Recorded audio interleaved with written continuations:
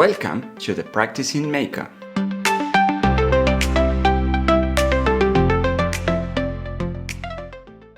Having been condemned to unceasing devotion to knowledge at the early age where beautiful butterflies and words mixed with cadence and beauty as a magical representation of the infant universe of peasant child, we came across with a less accurate vocabulary and conceptual development most similar to a precocious rapture of a diaphanous and literate discourse emerging as an outcome of enlightening readings, that logical equations, philosophical sentences, and mystical figures in mathematics, algebraic, and geometric are part of an irreproducible transmigration of physics and metaphysics, with thought comprising the only and long-term method to captivate and capture everything, even the possibility of non-thought. Heidegger, Nagarjuna, and many other philosophers of dissimilar epochs and schools have treated the issue from their viewpoints.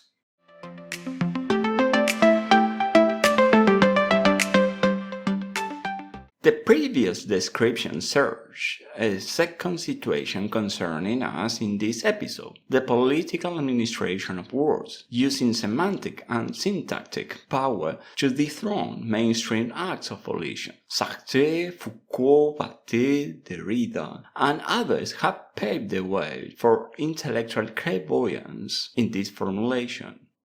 At the rearguard of the question, broad-ranging stamina of responsive intentions encircles how we might break out our servitude to the facts and the imposed semantics on them, subverting communal expectation of liberation, and shed some light on how to outperform uncharismatic procedures in our leafy techniques related to politics and linguistics, which handle fixments in the custody of delightful reverses, diminishing our capacity to overcome despondency and the ephemeral ebullience of extolling. Centuries ago, there was a type of prose that was nostalgic in some sense, concerning the ambivalence in quotidian mental facts between reason and emotion, the Sturm und Drang epoch. Nonetheless, the Eurocentric studies have been extended in comparative literature where unearth voices with well-founded moral principles. Otherwise, it could not be appropriate to discern between linguistics aspects and philosophical ones in the ongoing days, because there could be one way of thought, the imperial as the post-colonialist studies states. Nevertheless, the mass of impervious indoctrination in opinions by the dominant cultural framework has not declined by merely unveiling its activities or demanding its fantastical conception much apart from ethical values for the non-aristocratic classes in undeveloped countries.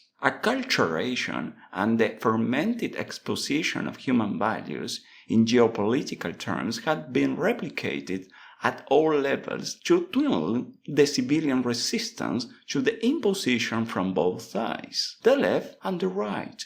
Extremism in any political ideology, conservatism, liberalism, and socialism, reciprocates and promising failures of regenerative activism in the democracy dominated by elegant manners, reconciling the fatidical moralistic and the docile determination, no matter which party, of being reactionary with popular classes, affording overindulgence in their laziness in the interim, claiming side-gather contrivances by retiring emotional knowledge from the democratic battlefield. By this means, the Essene had deprived us of a total understanding of social forces and species acting on us.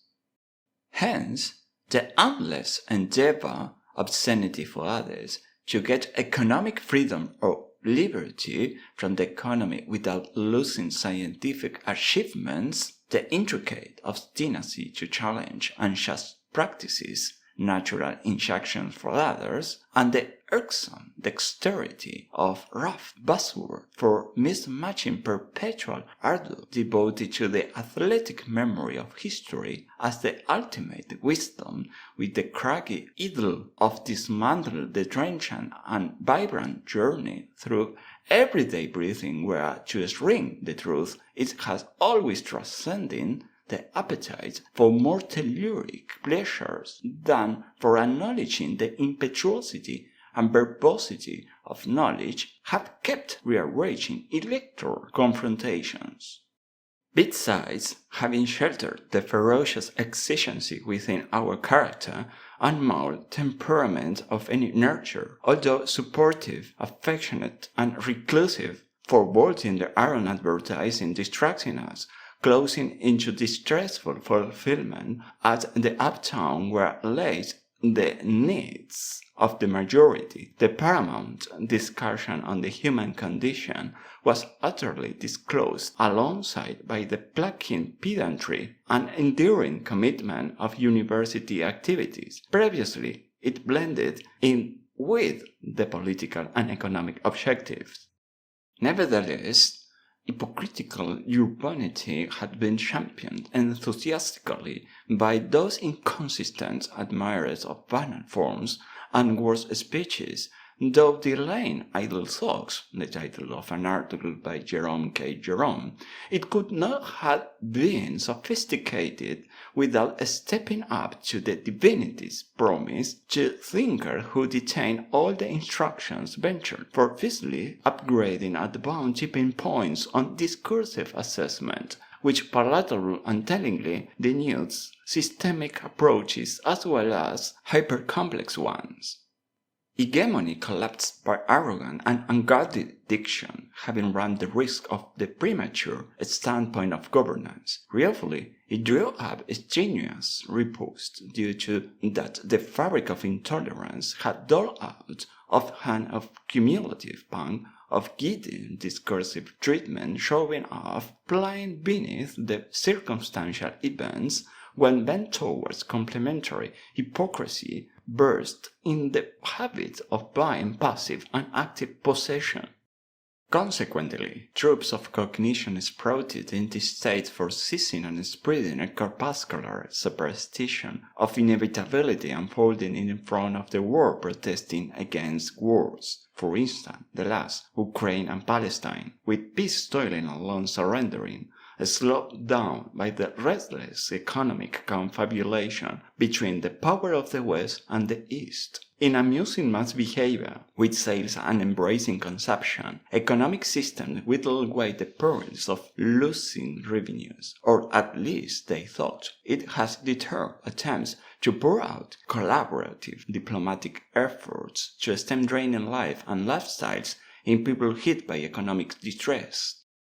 A long way off, untold stories of multifarious necessities impressed societies could have this seen towards silence, suffocating what might seem a total dispassion, enforcing to ascertain the existence of a strong relationship between the former military imperial superiority and the avant-garde tools of finance economy as a part of depleting in human genuine fineness for living in harmony, retaining proximity with the catastrophic outcome of human extinction by use of nuclear weapons.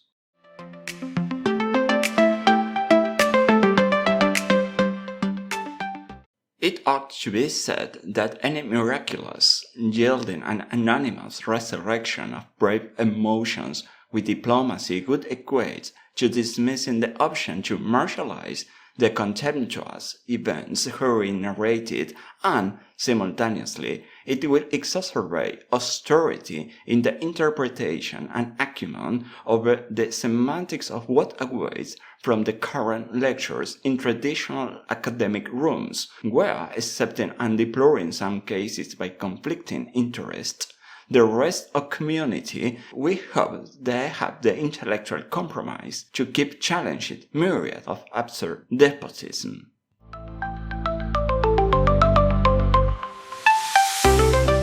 Thank you very much for joining us. We were with you, script and voiceover, Juan Eduardo Reluz Machicote. Sound and Image, Jessica Francesca Garcia.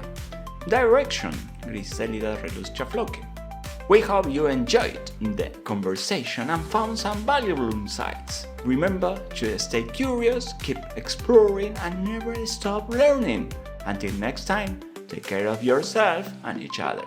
Cheers!